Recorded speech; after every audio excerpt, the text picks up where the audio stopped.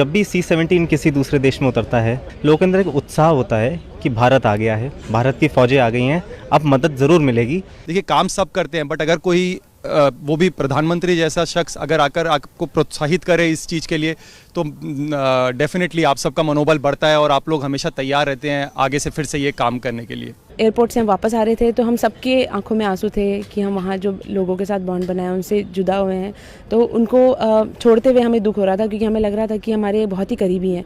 हमारे एयरक्राफ्ट के ऊपर जो नेशनल एम्बलम लगा था उसके नीचे सब लोग चाह रहे थे कि हमारा सेल्फी हो जाए। प्रधानमंत्री का तो मैं पर्सनली एडमायरर हूँ बहुत ही, उनका जो काम करने का तरीका है, उनका जो जितना वो मेहनत करते हैं, मैं सोचता हूँ कि मैं भी उनकी जैसा मेहनत कर पाऊँ अपने देश के लिए। हम लोगों को देखते ही लोग खड़े होकर के स्वागत करते थे और लोगों के आंखों में जो आंसू होते थे वो नज़र आता था कि हम लोगों के जो हमने काम किया है उनको कितना ज़्यादा एक्सेप्ट किया है। हम उनसे रिलेट कर पा रहे थे और वो हमें अपने एक तरह से देवदूत की तरह हम लोगों को देख रहे थे कि जहाँ पर भी ये लोग हैं तो हमारी पूरी तरह से मदद होगी। जब हमारे देश के मुखिया हमको बुला के सम्मानित कर रहे तो हमारे लिए बहुत गर्व की बात है कि हमारे इस काम को अप्रिशिएट किया जा रहा है। जो मेरे जैकेट पहन रखी थी अपनी इस वर्दी के यूनिफॉर्म के ऊपर, तो मेरे दाएं साइड में मेरा इंडियन फ्लैग लगा हुआ था, जो वर्दी ऊपर उसमें ऑपरेशन दोस्त लिखा हुआ था।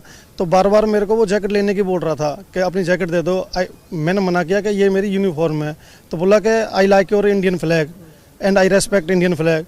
प्रधानमंत्री जी ने जो समय दिया उसके लिए हम बहुत बहुत आभारी हैं, और जिस तरह से ये हर चीज़ को लेकर के इतने संजीदा हैं उसको देख करके हमको भी बड़ा उत्साह रहता है कि हम अपने देश का नाम रोशन करें।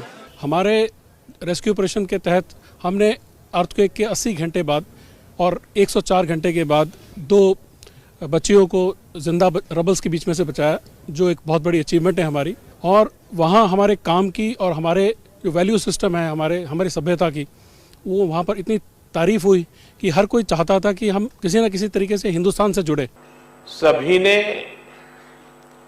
बहुत ही बेहतरीन काम किया है, और यहां तक कि हमारे बेजुबान दोस्तों डॉग स्क्वाड्स के सदस्यों ने भी अद्भुत क्षमता का प्रदर्शन किया है। आप सभी पर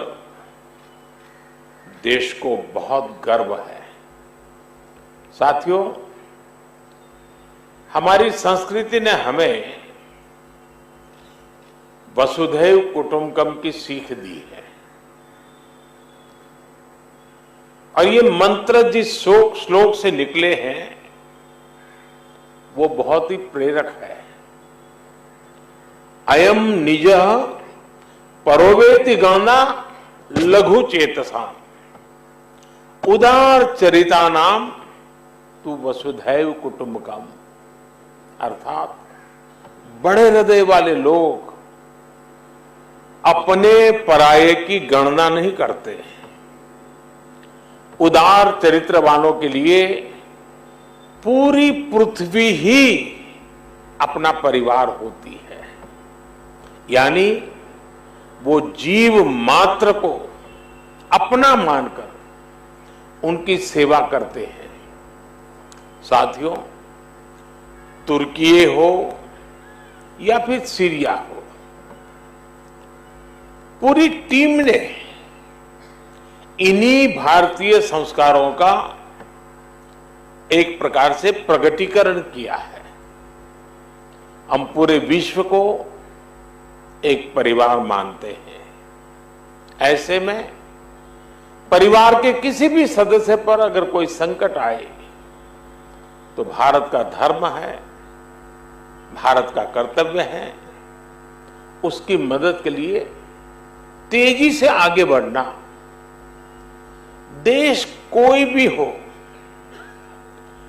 अगर बात मानवता की है, मानवीय संवेदना की है, तो भारत मानव हित को ही सर्वोपरि रखता है।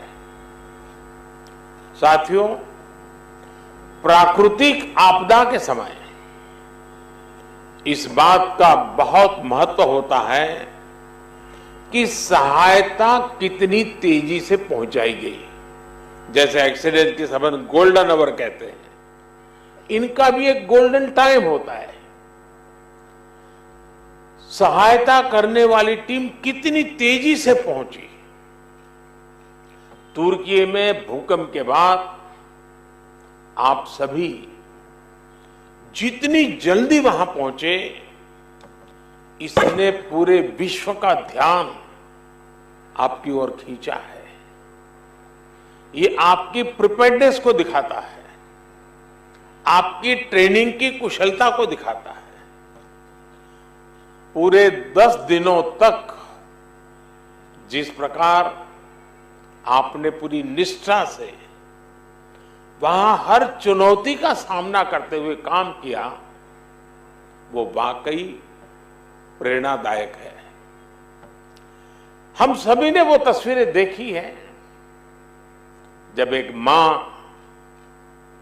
आपका माथा चूम करके आशीर्वाद दे रही है, जब मलबे के नीचे दबी मासूम जिंदगी आपके प्रयासों से फिर खिलखिला उठी।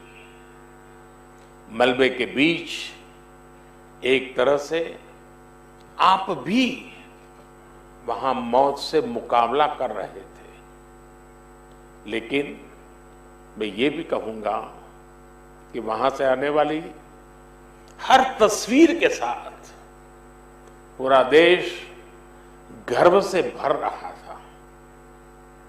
वहां गई भारतीय टीम ने प्रोफेशनलिज्म के साथ साथ जो समावेश किया है वो अतुलनीय है।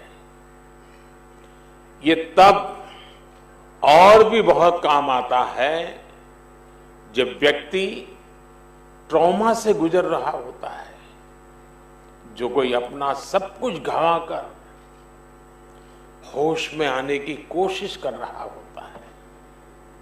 ऐसी परिस्थितियों में सेना के हॉस्पिटल और उसके हमारे कर्मियों ने जिस संवेदना से काम किया वो भी बहुत ही प्रशंसनीय है। साथियों, 2001 में जब गुजरात में भूकंप आया था और उसे पिछली शताब्दी का बहुत बड़ा भूकंप माना जाता था, ये तो उससे भी कई गुना बड़ा है। जब गुजरात का भूकंप आया तो मैं बहुत लंबे समय तक वहां एक वॉलंटियर के रूप में बचाव कार्यों में जुड़ा था। मलबा हटाने में जो दिक्कतें आती हैं,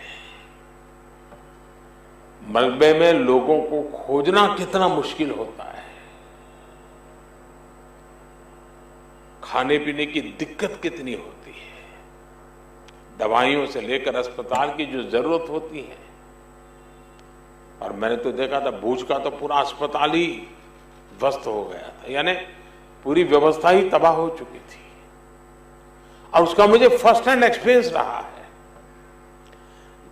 वैसे ही जब 1979 में गुजरात में ही मोरबी में मच्छू डैम जो बांध टूटा और पूरा गांव पानी से तबाह हो गया, पूरा शहर मोरबी तबाही मची थी, सैकड़ों लोग मारे गए थे। एक वॉलंटियर के रूप में तब भी मैं वहां महीनों तक रह करके ग्राउंड पे काम करता था। मैं आज अपने उन अनुभवों को याद करते हुए कल्पना कर सकता हूं कि आपकी मेहनत कितनी जबरदस्त होगी, आपका जज्बा, आपकी भावनाएं मैं भली भांति फील कर सकता। आप काम वहां करते थे, मैं यहां अनुभव करता था कैसे करते हो।